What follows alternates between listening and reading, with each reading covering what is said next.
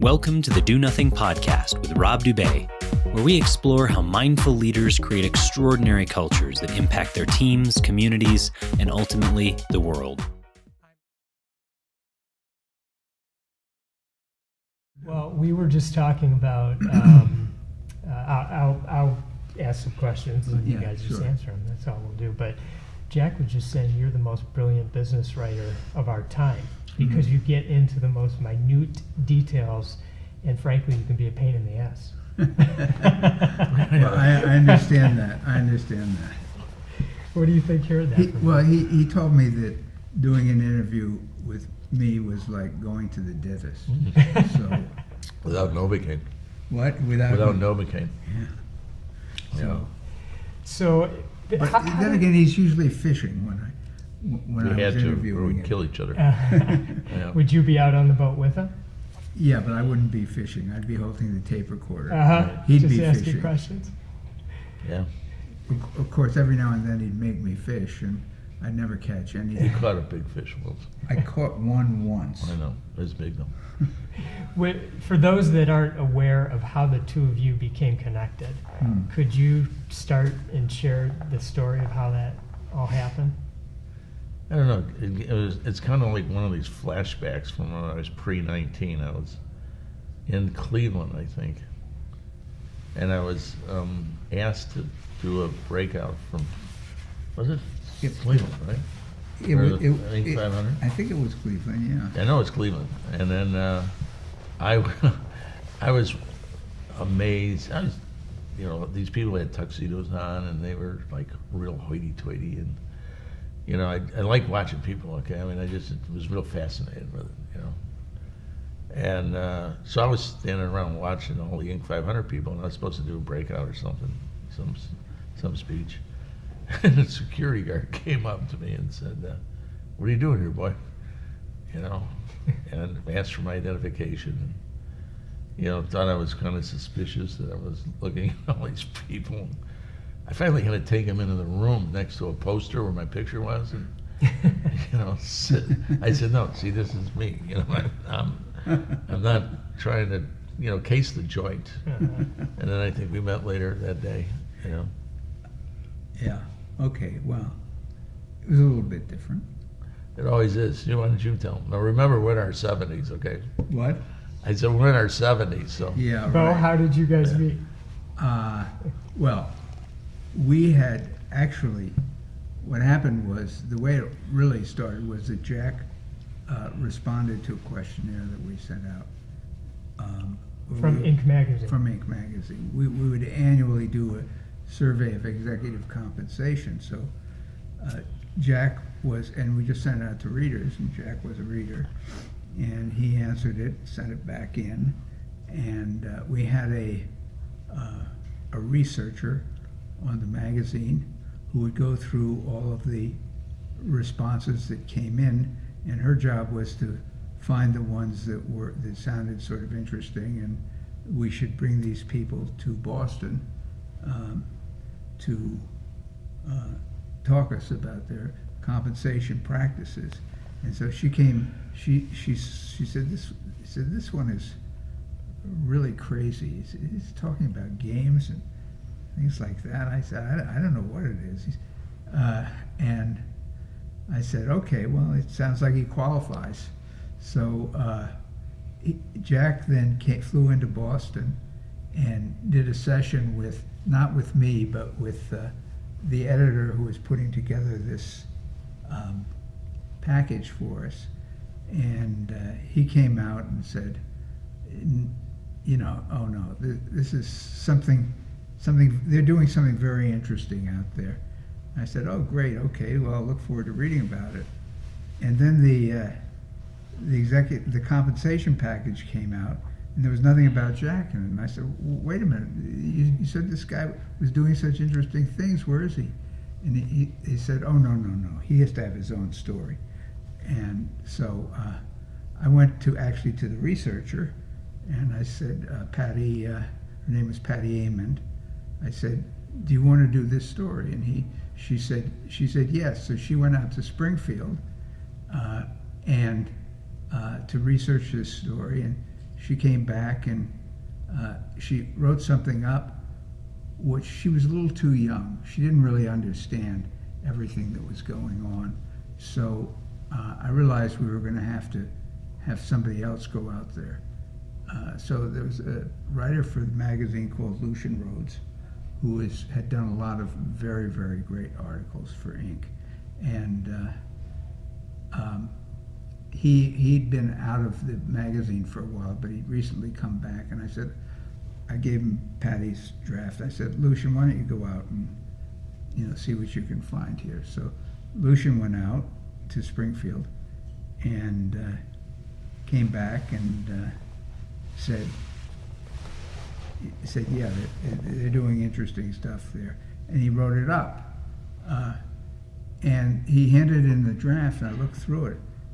And Patty's draft had all this stuff about games and the great game of business, and about the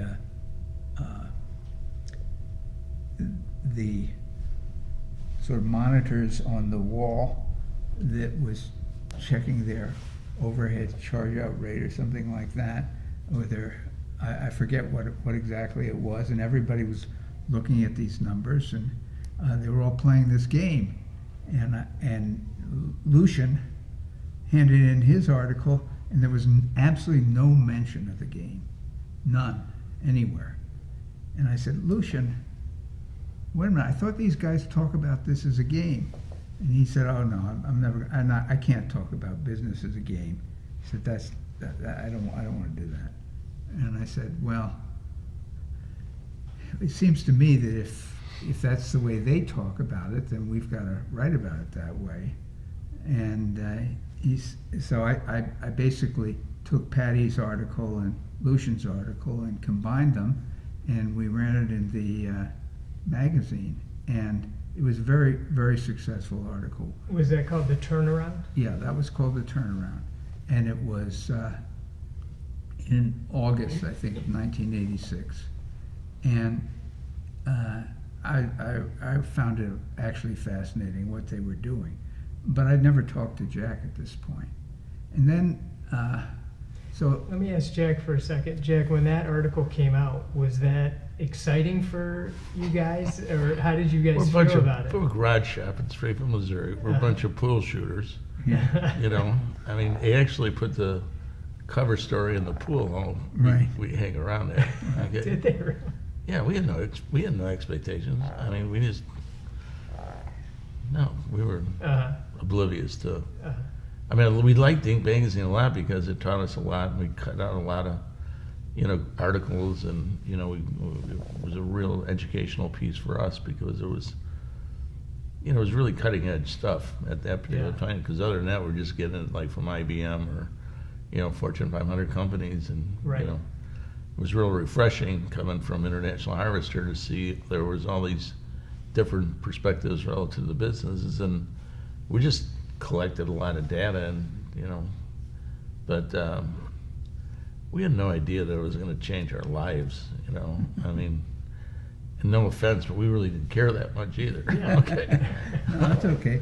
And then, actually, a year or so went by, and I was just thinking, whatever happened to that company in Springfield, Missouri? So I called up Jack, and who I didn't know, and who I'd never spoken to before, and I introduced myself, and I sort of asked him what was going on, and he said, oh, we've just been through something. We just lost our biggest client, General Motors, and we had to sort of figure out how we were going to deal with that. And in the end, actually the people came to me and said, we can handle this. We don't have to lay people off. And I said, gee, that sounds like a great story. Why don't we do a column about that? So I had Joe Kahn, I think, call up Jack and put together a column on this. And I said to Jack, we have these Inc. 500 conferences every year, and I think it'd be great to have you speak at one. So he came, there were, Ben and Jerry were there. It was a big deal. It was in Cleveland, and I remember his session because it started out, where there were just a few people in it, and then he was talking through this, and then I left to check on some of the other sessions. By the time I came back, the room was totally filled, and there were people spilling out the doors, and so it had hit a responsive chord with the people who were there, and I said to Jack, why don't we have lunch together? Why don't you join us for lunch? And so Jack did join us, our group, for lunch, and this is the way I remember it anyway. And we sat at a table, and I remember very clearly that there was a publisher named Harriet Rubin who was sitting at that table, and she had published a lot of the really sort of groundbreaking books in the business books in the 1980s, and she was sitting between me and Jack, and I was saying to Jack, that was really, that article that we wrote on you guys was really, it's my favorite article that we've run since I've been here. I said, what kind of a response did you get? And Jack said, well, he can talk about his response, but he said he got a really big response from people who What happened? Were they calling? Were people calling all of a sudden? And I think the article he was talking about is being the boss, right? No, that was after that. What was after that? Yeah. What was the second piece? The second piece was your column. Yeah. The first piece was the turnaround, then came the column that you did with Joe. Okay, all right. And then you came Yeah. to the... Right.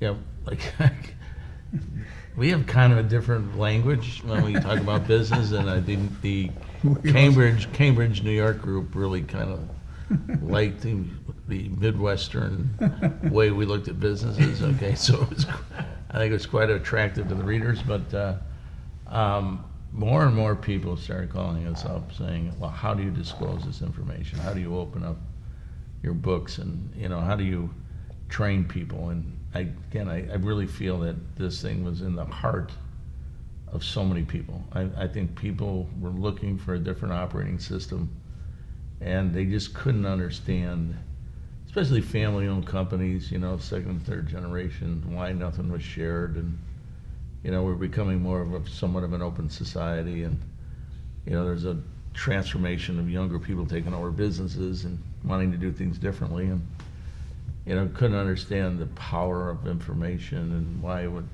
so closed. And so we started to get a lot of people to come in, and we don't say no to anybody, right? So we just brought in everybody, until we brought in Patagonia. Yeah. And that was like the change of our life again, when Susie Tompkins, right? Yeah. Tompkins was the CEO, and she wanted to see it. And we were getting big companies. We were getting Allstate. A guy named Jack Callahan thought this was the greatest thing since sliced bread, and he wrote a whole epistle inside of Allstate. Xerox came in, and all the learning companies. at this point, was the Great Game of Business a training arm? Well, no. Yet? The Great Game Business as a business did not exist at that point. Okay. Right. So you were just inviting people in? Well, No, they invite themselves. basically what happened was, Right. let me get back to lunch. Yeah. We All were right. sitting there at lunch, and so I said what I said, and Jack said what their response had gotten to the article. Mhm. And I said, I just love that article. And Harriet turned to me and said, well, why don't you write the book? Now, I had a big job at that point. I didn't really have a lot of free time, but it was an intriguing idea to me. And afterwards, I talked to the editor-in-chief of Inc., George Gendron, and I told him what Harriet had said. And, George was a big fan of the Great Game of Business from the start. He understood it right away. And he encouraged me. He said, I think you should really think about maybe doing this. And he said, frankly, in talking to me about it, you were more excited than I've seen you in the last 3 years. And so one thing led to another, and I wound up quitting my job as executive editor and becoming editor at large. And then I really spent most of the next 10 years working with Jack and his colleagues at SRC. And we did do, actually the first thing that we did, which was what Jack was referring to, which was that actually right after this Inc. 500 conference, George and I were talking, and he felt we needed to do an interview with Jack. And so Jack and I flew out to Springfield, I guess, and I interviewed Jack, and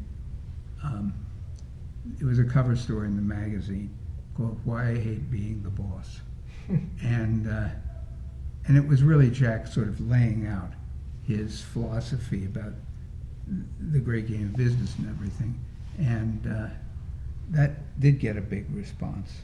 I think that got a big response because it was really Jack.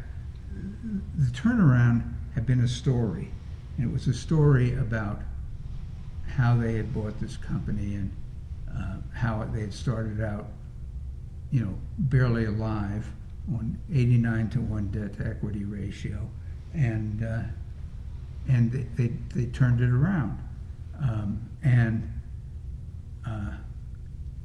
Being the boss was Jack really sort of laying out his thinking that it was based not only on SRC but also on Melrose Park, where it had been before. And so we wound up working with Harriet and deciding to do a book. Now there's a whole story connected with that which I won't go into, but basically that's the book that ultimately became The Great Game of Business. Were you calling it The Great Game of Business at that time? Yes, he was. And was that... Yeah, but we were calling it that, but the writers called it out. Mm-hmm. Okay? I mean, this was just our language, and they thought, writers pick up things, and that's how it...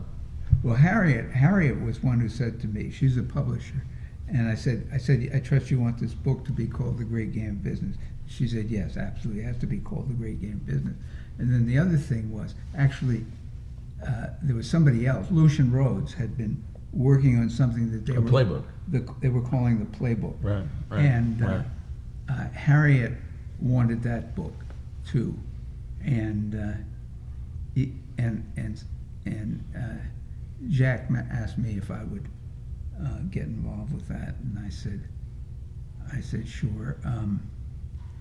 And then I was questioning Harriet about what she wanted there, and I said, because Jack at that point, he didn't want his name on anything, and I said, I take it that this book you want to call it The Great Game of Business, and you want it to be by Jack Stack.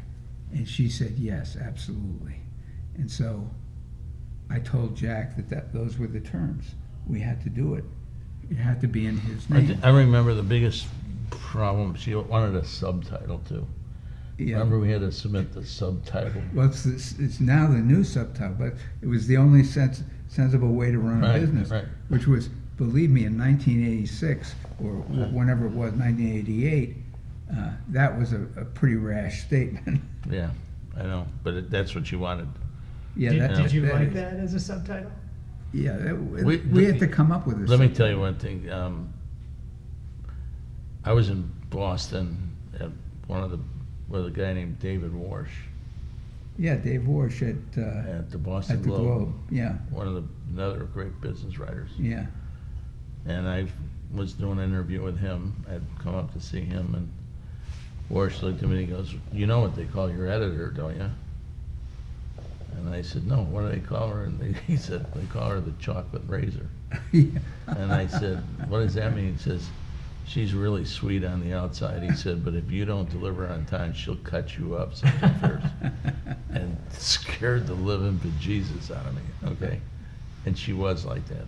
I mean, she knew what she wanted, and she was gonna get Right. what she wanted. That's right. You know, and she had a tremendous sense of the marketplace, and I mean, even to the point of saying, I want you to go back now and take 10 or 12 things we can put into a list, because people that will be promoting the book will not read the book, but they'll read the 10 things, and they'll use them because they're lazy writers. You know, I'll never forget how she constructed this book. Yeah. You know, I mean, she was fierce. Were you excited to do a book about everything you were doing at SRC?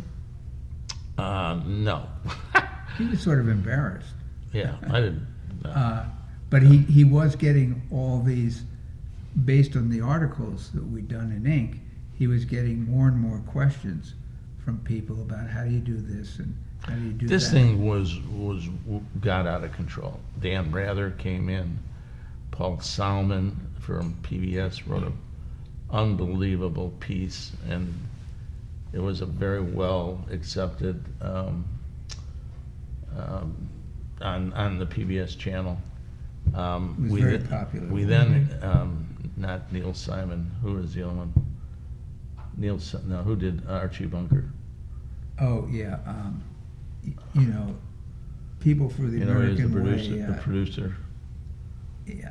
Tremendous person. Did You Maud. know, who was the producer of Maud and Archie. all of those? All in the Yeah. Family. It was Neil.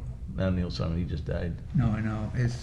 I forget. So Okay. we win But he's this. real famous. The famous guy who produced all those. Yeah, he's And really he started. He And he started. came in? No, well, he started a business called, I think it was called People for the American Way. I think it is a sort of a liberal pressure group, and they decided that they were going to create these awards to recognize companies that were doing extraordinary things. Business Enterprise Trust Award. That's right. Was the And what's the name of it? And the judging panel was about as blue ribbon as you could get. Yeah. I mean, Warren Buffett was on it.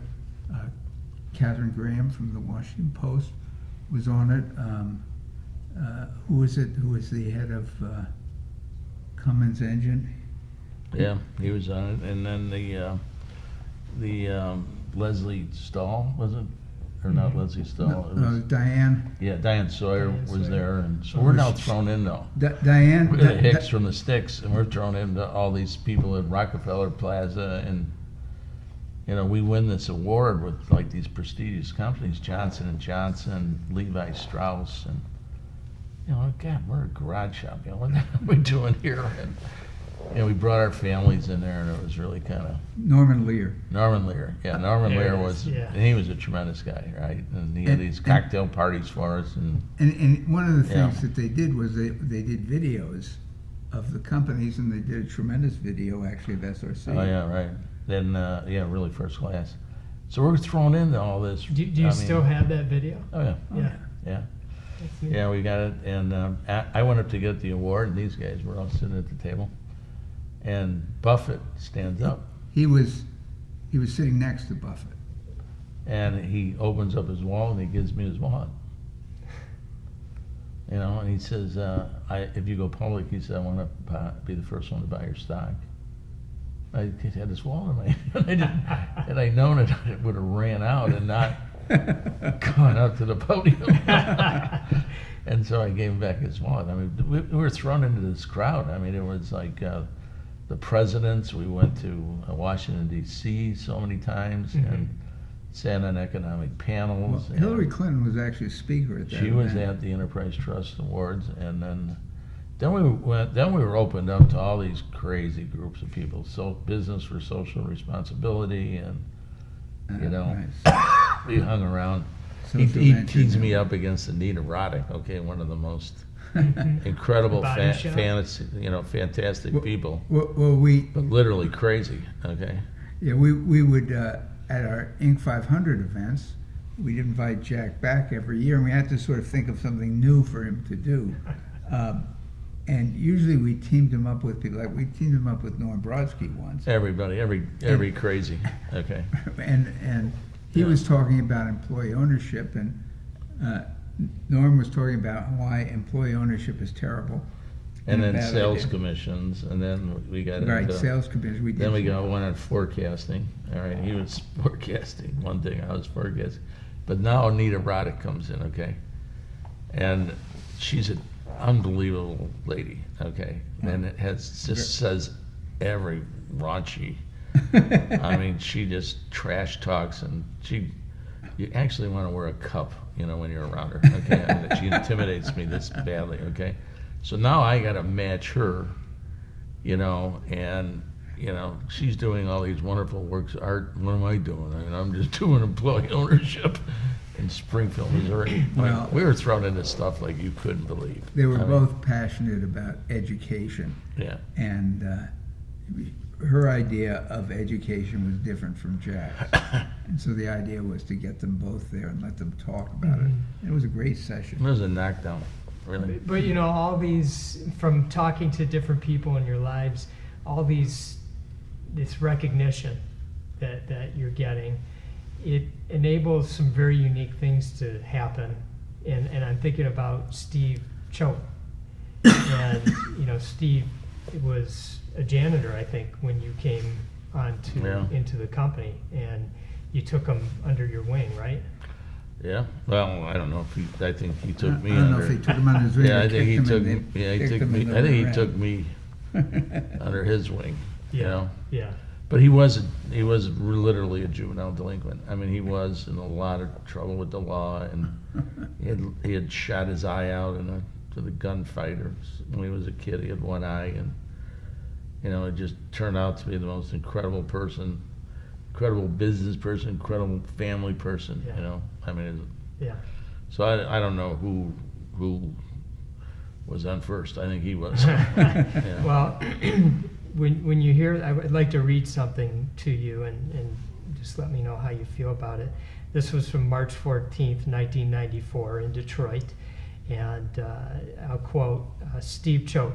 "I know he's here. I saw him yesterday. Stand up, Steve. Don't sit down.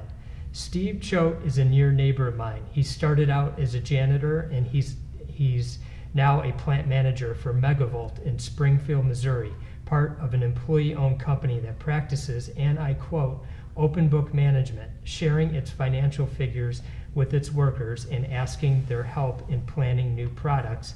And that was a sitting president, Bill Clinton, said that during that time. Oh, he did? Oh. Yeah, that was part of his speech. Huh. And in speaking with Steve, he said that you were instrumental in changing his family's legacy. And here he is sitting up there with Bill Clinton, he's not just sitting with Bill Clinton. Bill Clinton, the sitting president, is mentioning him in his speech. Well, that was an interesting story because the White House called me up and said that the economic seven were meeting in Detroit, right?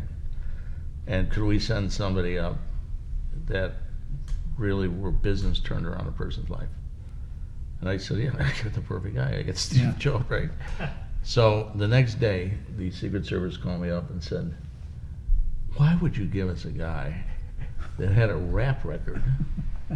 And the rap record is that he beat up a cop. I had never heard of this in my entire life. Okay, did you hear this story this way? Yeah. I called Choate up. I said, what are you doing to me? I said, you beat up a cop. He goes, I didn't know he was a cop. I said, I didn't know he didn't have a badge. He didn't have a gun. I didn't know he was a cop. So then we get him on the plane and we get him to go into Detroit. He doesn't like to fly. Okay, but the greatest moment was to have his mother see him get off the plane and meet Bush. He was there, meet Clinton. And Clinton came down and shook his hand and it made his whole family. Yeah, and Yeah. he said Right.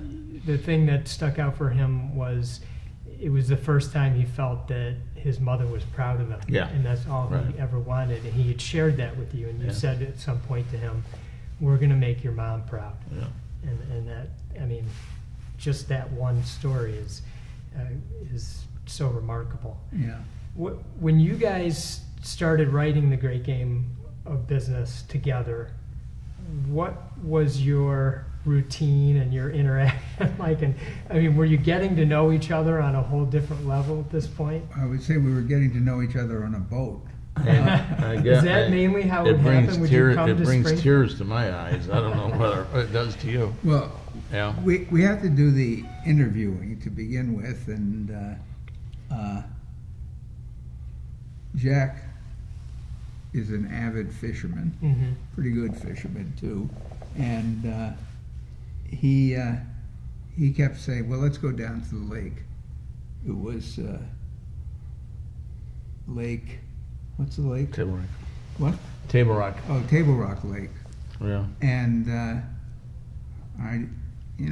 so I said fine. So I would interview him in the car going up there, and then on the boat, and we would get all these, in which he would just basically explain basically everything that was in The Great Game of Business, and in the book, and then we had to get it transcribed, and fortunately his sister was available to do the transcribing, and then my job was to sort of take all that material and organize it and put it into chapters and so forth, and come up with a draft. And that actually, I did most of that while I was staying at Jack's place down on Table Rock Lake. See, there's a preface to this that I remember, and that was, we tried to write it, and it was too text-oriented. Mhm. And Harriet did not want text. That was the playbook.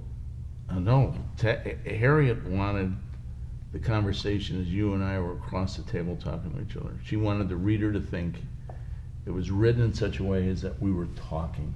Yeah. Not that it was going to be an article or a story, or the difference was there wasn't a business book on the marketplace that had dialogue in it, okay? Yeah.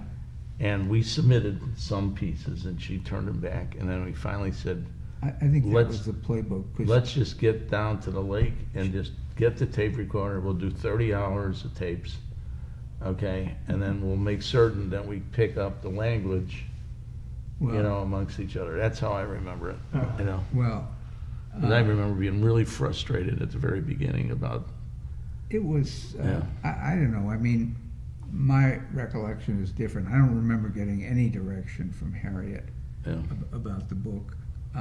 Fortunately, Harriet is everything that Jack said. She's incredible sense of the market, and her, she published a string of just classics. Peter Singe's book, for example. leadership as an art. No, Yeah. that was No, Dupree. that's what I'm saying. Dupree was, Yeah, Mhm. and yeah. She hit the mark. the Fifth Discipline. Yeah. What was the other one? There was a marketing book, the one-to-one customer. There were all these sort of new ideas which she was bringing out, and she had an editor who worked with her named Jenna Coleman, Yeah.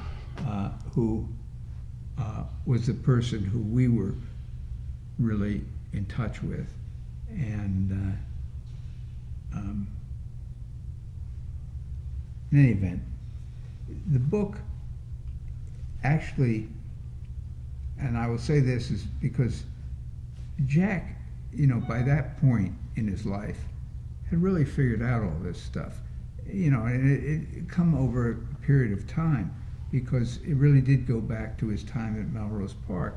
I mean, he'd been a kid when he started at Melrose Park, and he rose up to be a supervisor who was managing people who were older than his father, the same age as his father. And somehow he was able to get all these people working together and, competing and playing a game. And what he did was, when he got to SRC, and when SRC was when they finally bought SRC, he basically just took all that to another level. And applied essentially the same Pattern. but with a level of content which was much higher, because it was really about the whole business and how do you make a business successful. And so we did the interviews, and it didn't actually take that long to write. It took about 6 months, I think. And it came out in 1992, and which was a big election year, when Clinton won his first term, and they began to get traction. So it was selling pretty quickly? It was doing pretty well. You I certainly don't had know. a lot of people that were interested in the concept. They were coming to see you before the book was written. Well, that's true. We There didn't were- know that we had to come up with the marketing plan. Yeah, right. Okay, no, You just we, thought everyone would buy it. Right. no, I thought Doubleday would market it. That's oh, when. okay. That's The book publisher. That's Yeah. when Jack decided to create the Great Game of Business Yeah. as a subsidiary. Okay. And and he had a whole idea about what he wanted that group to do, but it took them a while to figure it out, to figure out exactly how to do this, and there were a lot of failures beforehand. But we're talking about 1992, and actually it was back then that I remember at one point we were sitting down at the lake with George, and Jack was telling us about all the people who were coming in, and trying to learn about the Great Game. And I think I asked him, do you know whatever happens to these people? Do they actually do anything with it? And he wasn't really sure, because there had been a lot of them coming in, so he couldn't keep track of all of them. So we suggested, well, maybe we should have a conference or something, a meeting to get together and just have some of these people come in and talk to us. And so we did the first one actually in Springfield, and we got a lot of people actually came in from all over the country who this book had resonated with them. I sort of felt, and I think maybe Jack felt the same way, that there were a lot of people out there who were sort of thinking this way already, and people would tell them they were crazy. And basically Jack came along and said, no, you're not crazy. This is in fact the best way to run a business, and you'll get a lot of success out of it if you do it this way. And that resonated with people. Mm-hmm. And a lot of them came in for that first conference, and then at the end of the conference, it's like a 3-day thing that we did. And at the end of the conference, we asked them whether they thought we should do it again. And everybody said, oh, absolutely, we should do another one of these, but not in Springfield. Springfield's too hard to get to. Yeah, right. So Still is. yeah, so basically from then on, we were doing it in St. Louis. It's amazing over 26 years how many speakers Yeah, we had, from Chris Sullivan at Outback Steakhouse, Yeah. and John we had Mackey. John Mackey from Whole Foods, and and I mean, it's just, yeah, when you think about all the great people that came in and you're right. talked about it and how it affected their companies and affected their lives, and what's even crazier is that it's going on even today. Mhm. Yeah, That Does it feel stronger than it ever has in the past? I mean, in terms of the momentum and the openness to we were the always concept? there's less opposition. less opposition. We were I mean, understand, Jack had his hands full convincing everybody at SRC that this was the right way to do it. There was resistance within SRC. A lot of the partners that he bought the company with were not, this was new to them. Well, they're all from the factory. They're all from command and control. Right. I mean, that was the way they were That's all what they raised. do. You know, Right. they went to college and they were Right. trained a certain way, and so it was took a long time to get them to realize what it was all about. You know. Yeah, and over time, I think that there were a lot of developments. First thing was, in the beginning, we just called it the great game of business. It wasn't until later, I think 1992 or 19, that it was like 1991 or 1992 that John Case, who was a writer at Inc., an old friend of mine, and he's wanted to do an article about companies that were sort of doing things like SRC was doing, and in terms of sharing numbers and that sort of thing, because he thought there was sort of a trend out there. And so he went and did some research for this article, and one of the things he had to do was to describe, well, what is this? What is it that all these companies are doing? And he said, I think it's sort of like opening the books. You know, it's like open book management. So he came up with that term, open book management, and you know, open book management was something that was in the great game business. It was part of it. Yeah. But the great game business really went quite a lot beyond that. The book still sells like crazy. I was looking at the numbers on Amazon, and I thought that was amazing. And then you guys did, like 10 years later, another book, A Right. Stake in the Outcome, Yeah. which you say is an even better book. Well, I don't know if it's a better book. I mean, people tell me, some people tell me that if they read both, that they like it better. The Stake in the Outcome is more of a story. Mm-hmm. And it's about building an ownership culture. And that was a lot harder to create because the company was going through major changes, and Jack's role was changing in a big way. He went from being a plant manager. I mean, basically, he was a glorified plant manager when we wrote The Great Game of Business, and he was, by the time we did The Stake in the Outcome, he was the CEO of a company that, and there was a difference because there were actually different companies that had been created, and, you know, and that's the whole story really that we tell in Stake in the Outcome. And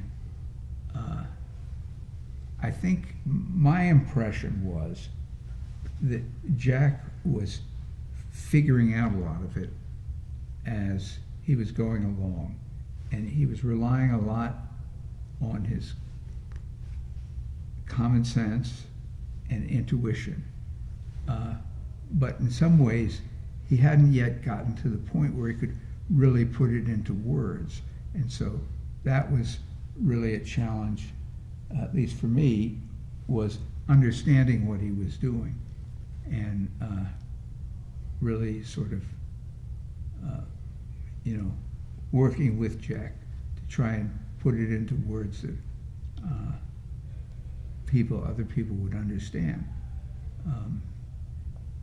How were you feeling it when you guys were going through that? He was getting angry at me.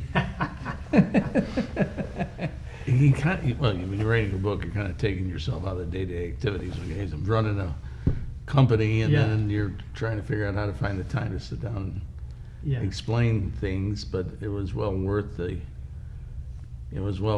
dissection, for lack of a better word, because what turned out was these laws that we didn't know would pop out of the book and be used so frequently. Yeah. You know, I mean, common sense things like, you know, ownership is not just a piece of paper, you know. Mhm. I mean, those phrases are still used today. People make posters out of them, and, you know, it's it's 10 or 11 real simple things about Ownership. when you look at it and go, wow, that makes a lot of common sense. I didn't really think about that, Yeah. you know? Yeah. So, but I think what was interesting is that it was way ahead of its time, Mm-hmm. you know?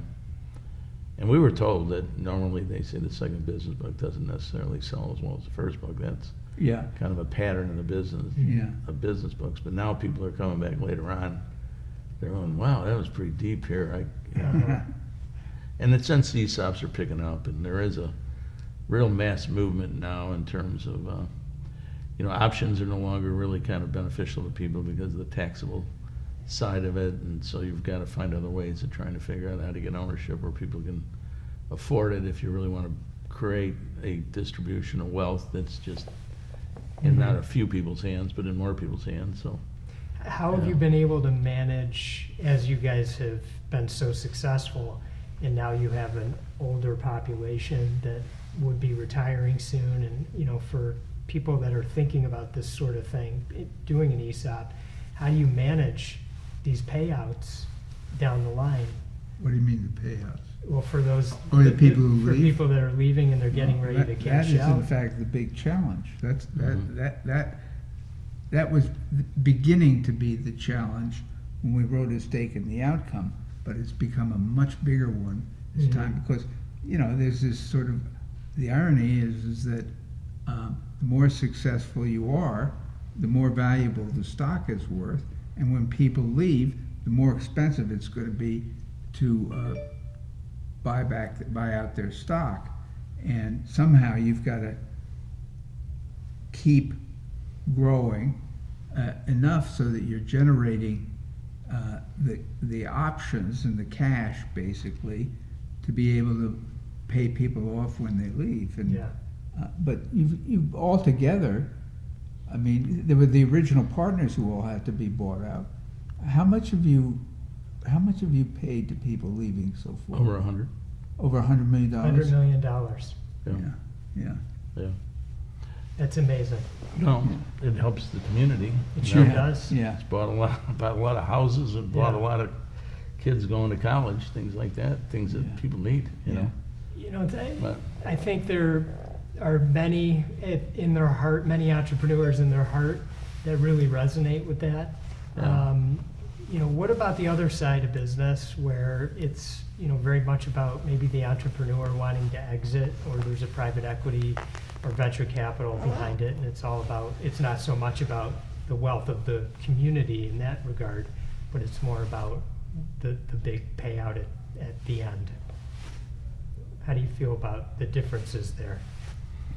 I don't know. I could never have done it by myself. I mean, I couldn't take in the money and run. It depends on how you want to live with yourself at the end of the rainbow or where the goal Yeah. was. I mean, I came to a conclusion that when enough was enough. Yeah. I mean, since we cashed out, we've left tens of millions of dollars on the table, okay? But we Right. did that to give it to the next generation. Mhm.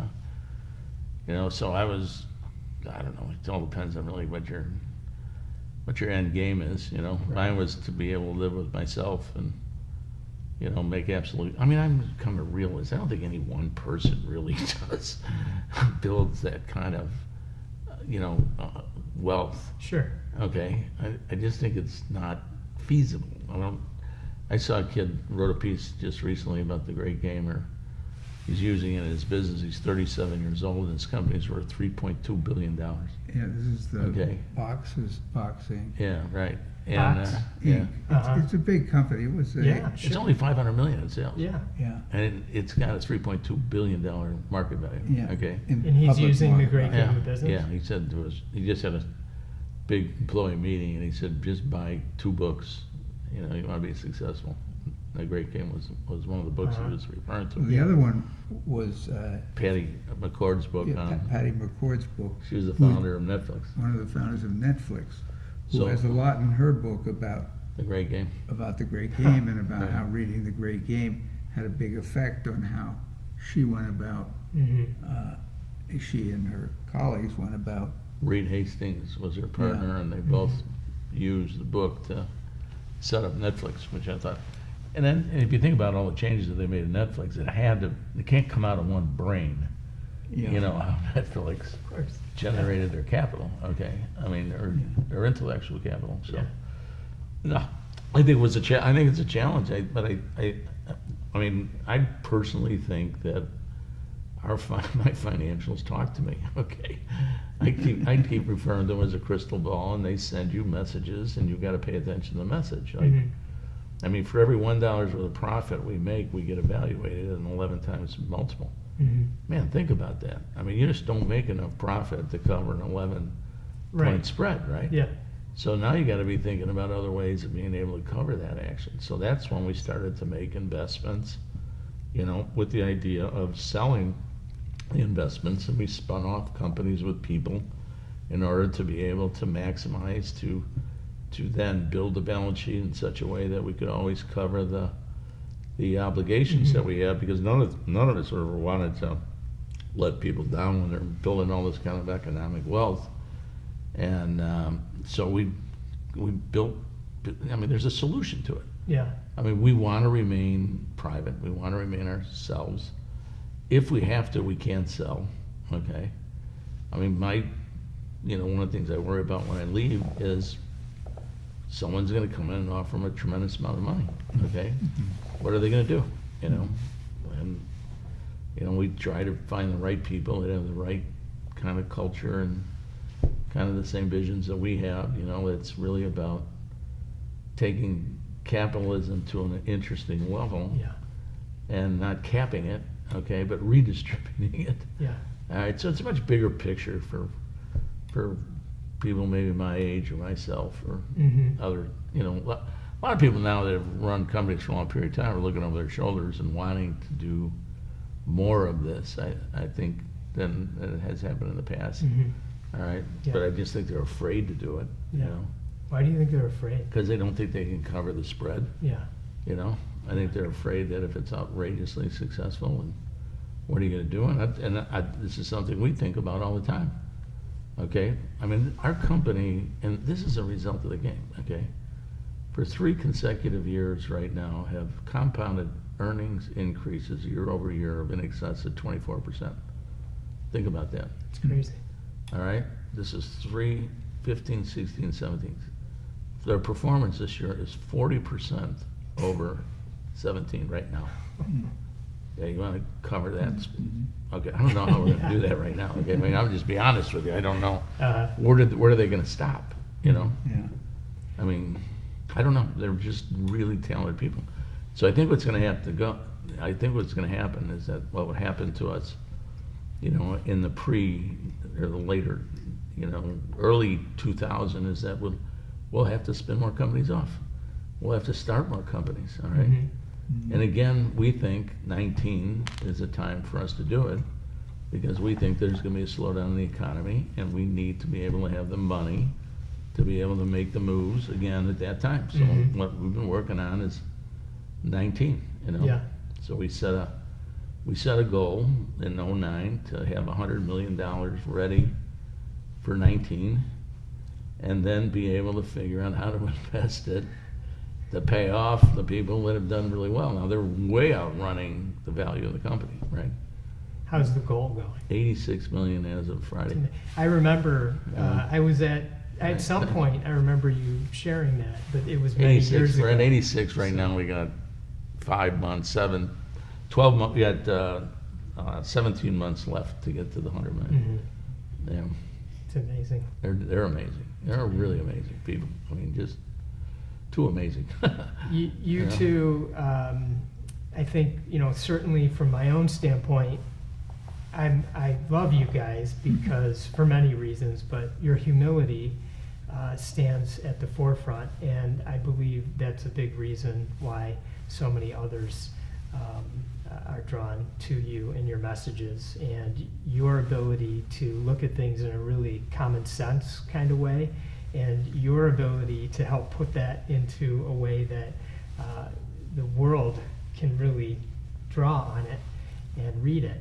It's like a beer drinker and a wine drinker. Yeah, right. You know, Right, I'm the so- beer drinker. He's the one. He smooths it out. Yeah, right. Yeah, there you go. Except There- I'm really a beer drinker too. Yeah, I you, know. you are, but you like the more of the Yeah. uppity beers. Yeah. Jack kind of Yeah. sticks with the simple Yeah, beers. right. Yeah.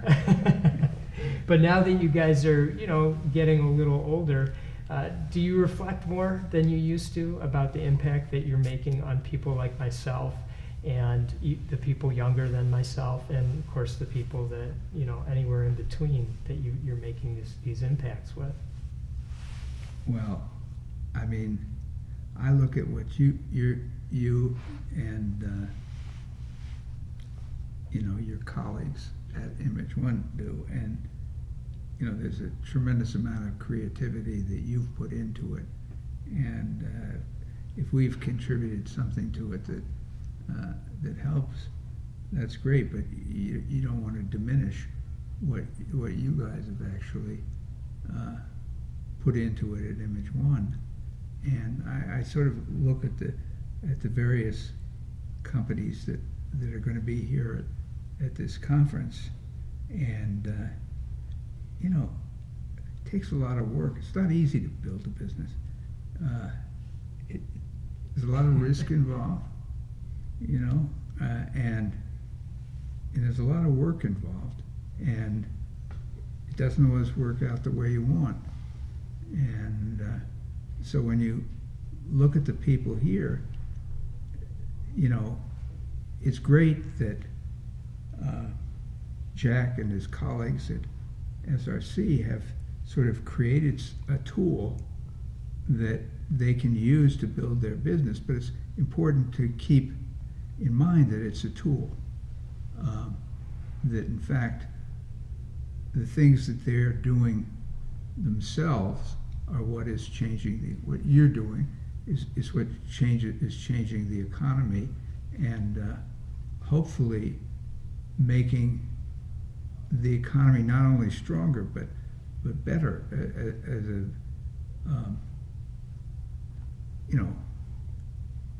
better for the people who work in it, better for the people who buy from it, better for the communities in which these businesses are located. Mm-hmm. And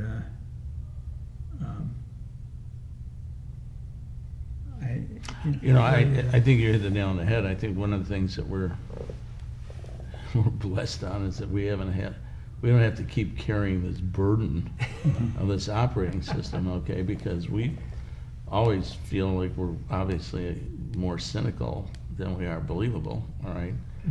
And our biggest fear is that we have this operating system we've been practicing and helping people with, and giving them the option if they wanted to do it themselves, based on the fact that it was a living laboratory, okay? I mean, there's some validation in terms of we have to live this thing every day. Now the fear is that if we fail, will the operating system go down? Will the cynics sit there and go, finally, it cracked. We knew there was a problem with it, nothing's perfect, and things of this nature, okay?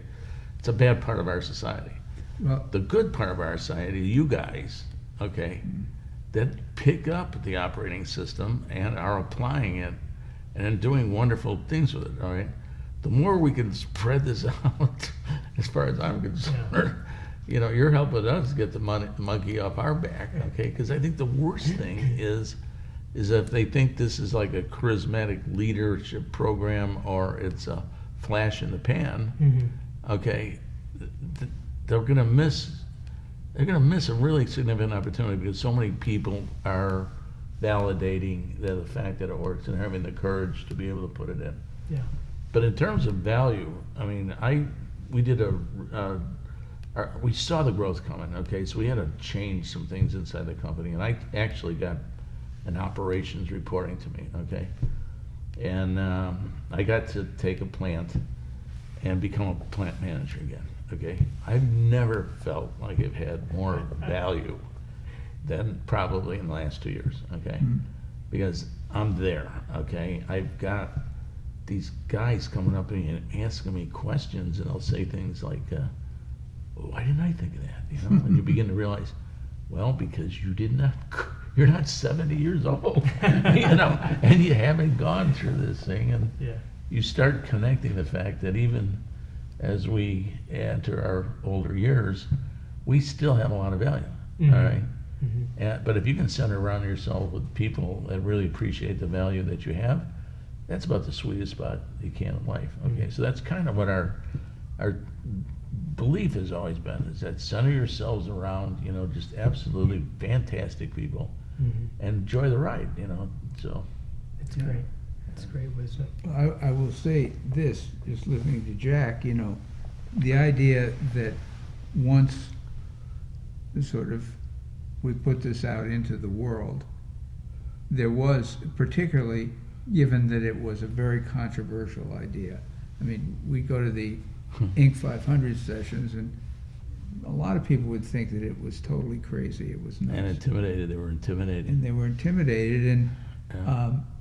that did put a huge amount of pressure on Jack and SRC, because, again, I mean, we'd seen examples of companies that were supposedly doing great things, and then, they fall down. Mhm. Well, the Midwest never, and when we were growing up, we would fly out to Silicon Valley and we'd talk about the great game business. And if it wasn't invented in the West Coast, it was not applicable. Mhm. Okay, and they would say, that's just another one of those Midwestern value things, all right? And I'd be embarrassed, okay? I'd be embarrassed. I mean, I felt like I was put down, whether it was Santa Barbara or all the Leadership Challenge guys, Posner and all those guys, Yeah. beautiful people, but, this is just not realistic. This is Midwestern values, right? You're not here in the fast Napa Valley, expansion. Yeah, that's I go to New York, and most of the people are seeing psychiatrists, okay? And heavily sedated and paranoid and, very, very only into what they're doing. And, and then we would get attacked, and same thing, it was, those are just Midwestern values. And I'd fly back on a plane and go, oh man, this is really embarrassing. Because we had to market the book, okay? And we had to go to all these places. And, New York's just a totally different lifestyle. We're used to going to a meeting and getting there early. The person that we're doing the interview with comes a half an hour late, I mean, it's just Yeah. like, totally different. And then one day I think I was coming back from California. I got on the plane and I said, what is wrong with Midwestern values? It was like this light bulb. What's wrong with Midwestern values? I mean, there's nothing. And so then I began to change a little bit, sitting there now trying to defend the principles of values and things of this nature. Right? But we've been through a lot. I mean, the amazing things that we have gotten into. I mean, we've been it's also true. invited to the White House. We've been asked to work for a president of the United States. I mean, it's just The journey that this has taken you on, as I was uncovering so much of these things, I even have, I wanted to get your reaction to, not just the story with Bill Clinton, but here's you on stage with Yeah. the sitting president, George Bush.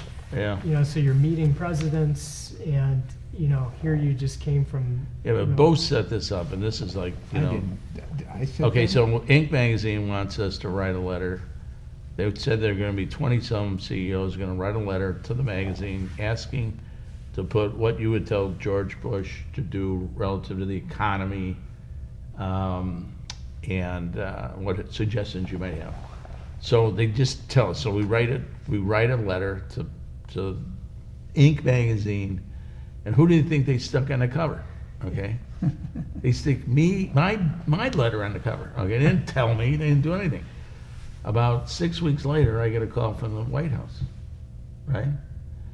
And this guy, I said, yeah, I ain't got any friends in the White House. And I asked the guy, I said, give me your number, I'll call you back, right?